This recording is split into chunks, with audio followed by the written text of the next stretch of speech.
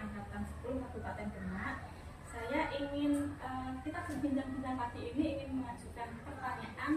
Jadi hasil dari ini nanti adalah saya tuangkan di tugas demonstrasi konseptual saya modul 3.1 di tugas segitiga Pak. Boleh tidak Pak? Ya, boleh saja. Yes. Jadi ini ada beberapa pertanyaan ringan-ringan saja Pak, tidak usah tegang, jadi kita santai ya Pak. Bisa dimulai Pak? Bisa. Ya. Bisa. Jadi ada beberapa pertanyaan. Yang pertanyaan pertama ini, selama ini bagaimana Bapak dapat mengidentifikasi kasus-kasus yang merupakan dilema etika atau tusukan moral Bapak? Berarti kasus yang terkait dilema etika. Ya. Ya, saya mencoba menjawab. Ya. Barangkali nanti bisa ada solusi untuk mengambil keputusan yang terkait dengan dilema etika. Itu namanya dilema. Itu kalau diambil yang satu mungkin yang lain juga kurang memahami atau mungkin kurang puas. Maka untuk itu yang kita ambil tentu kita kesepakatan. Dalam arti kesepakatan itu dari masing-masing stakeholder termasuk dengan guru itu kita kumpulkan, kita ajak musyawarah. Nah, hal ini bagaimana kita mensikapi itu, akhirnya barangkali kita sudah terbiasa pengambilan keputusan kalau sudah dimusyawarahkan, tentu suara terbanyak itulah yang kita gunakan. Demikian. Terima kasih Bapak. Untuk pertanyaan kedua Bapak, selama ini bagaimana Bapak Parmen ini menjalankan pengambilan keputusan setelah kita sidang gereja, terutama untuk kasus-kasus yang terjadi di mana ada dua kepentingan yang sama-sama benar atau sama-sama mengandung nilai kebajikan Bapak? Berarti sama-sama baik gitu ya berarti ya. Maka dari kami untuk menghindari hal-hal yang mungkin kurang bermanfaat, kita tentu dari masing-masing guru kita ajak berdiskusi dalam arti bagaimana bisa untuk menuju ke arah yang kita harapkan tentunya. Setelah diskusi itu selesai, maka baru kita ambil keputusan. Berarti kayak seperti musyawarah gitu? Ya, hampir mirip namun beda. Ya. Selanjutnya Bapak, langkah-langkah atau prosedur apa yang biasa Bapak lakukan selama ini?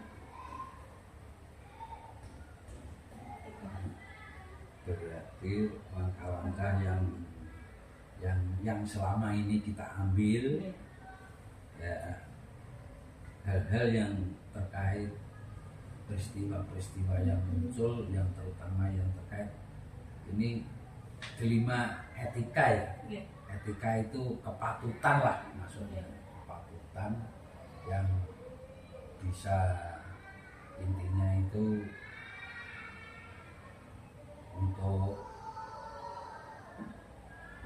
agar semuanya itu bisa menerima. Ya tentu itu tadi yang kaitannya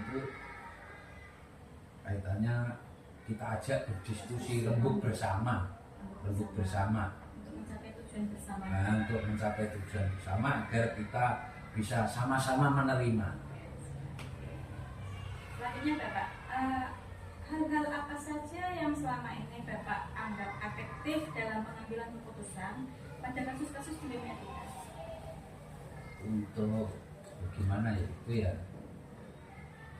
ya memang hal ini mudah diucapkan tapi sulit ya kita lakukan, itu sulit.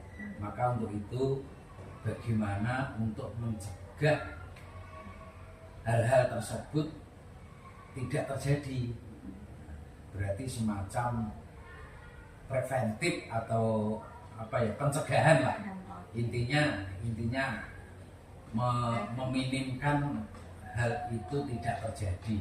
Kalau sudah terjadi itu luar biasa, mungkin mesti tidak percaya dan lain sebagainya, itu menjadi dilema kita di kalangan, terutama di lembaga kita ini. Maka untuk itu ya kita sama-sama mencegah. Nah, berarti kak tadi pengambilan keputusan secara preventif untuk menghindari tadi ya Pak. Ya. Nah, untuk pertanyaan yang selanjutnya, selama ini ketika mengambil keputusan pasti ada tantangannya. Nah, dan hal apa saja yang selama ini merupakan tantangan dalam pengambilan keputusan pada kasus-kasus dilema etika Pak? Sebenarnya banyak sekali ini tantangannya.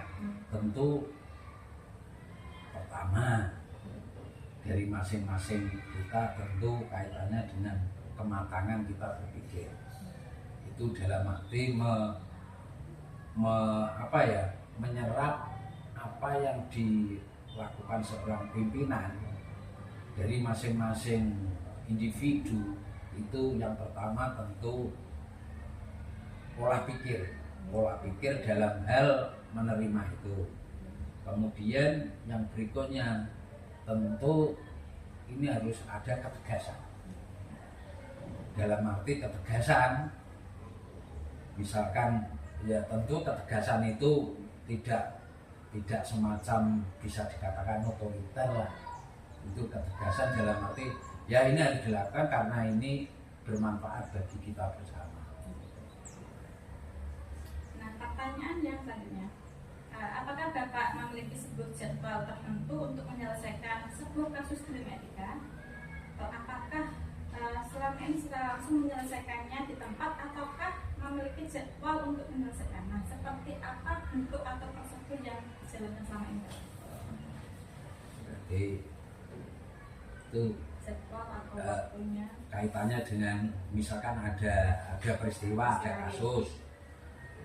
Kalau kita tentu hal-hal yang semacam itu segera kita selesaikan. Mengapa? Mengapa?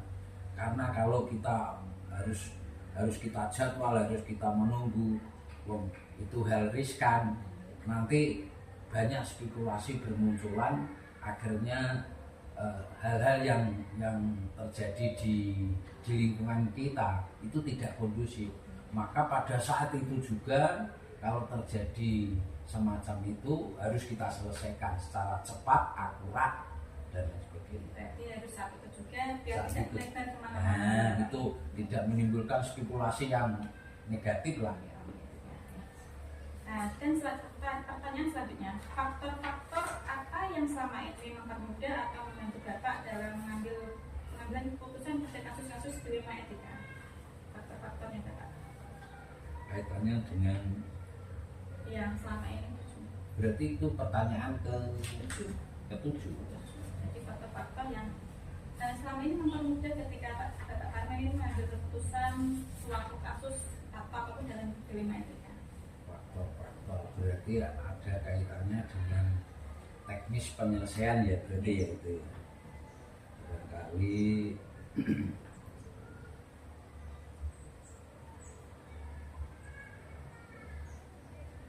kaitannya dengan faktor-faktor berarti dalam hal kita mengambil keputusan tentu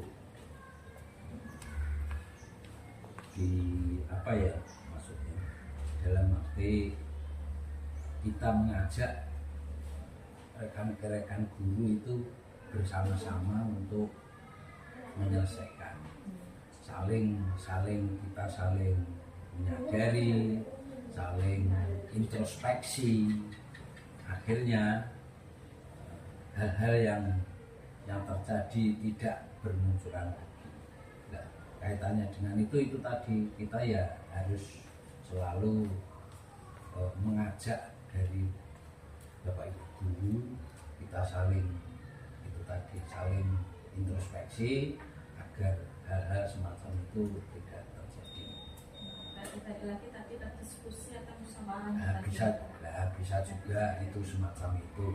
semuanya itu kalau sudah kita musyawarahkan, wah insya Allah akan terjadi kondusif, nyaman, aman, tenang, dan sebagainya.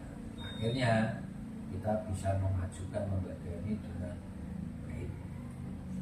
Nah, pertanyaan terakhir Pak, dari semua hal yang sudah saya tanyakan, Bapak sampaikan, pembelajaran apa yang bisa Pak Parmen petik dari pengalaman Bapak sebagai kepala sekolah ketika mengambil keputusan dilema etika? Jadi semuanya ini gini ya Bu, dalam arti apa yang baik, dalam arti apa yang kita anggap mungkin perasaan kita itu belum cocok dengan perasaan Bapak Ibu, terutama Ibu sendiri lah katakan. Nah, maka untuk itu jangan sampai kita menjustis, oh ini mesti benar, oh ini mesti cocok, kan belum tentu. Maka untuk itu apa yang kita lakukan ini belum tentu semuanya benar, belum tentu semua cocok. Maka untuk itu kita perlu kebersamaan. Jadi semuanya harus bersama mencapai kebermanfaatan kita Bermanfaatan bersama. Terima kasih Bapak Parmen atas waktu yang sudah diberikan kepada saya untuk ngobrol menyampaikan beberapa pertanyaan tentang dilema etika. Jadi mungkin ini baru ya Pak, istilah dilema etika. Baru muncul. Nah. Mungkin bisa juga dalam hal, karena akhir-akhir ini juga peristiwa kaitannya dengan isu nasional itu tentang kaitannya dengan etika dan lain sebagainya, itu dampaknya juga ke kita ini. Semuanya itu harus kita lakukan dengan pertimbangan nilai-nilai etika itu tadi, nilai-nilai etika, kepatutan dalam arti seperti itu. Oke. Terima kasih Pak Parmen atas waktu yang sudah diberikan, dan mohon maaf sudah mengganggu waktunya mungkin Bapak.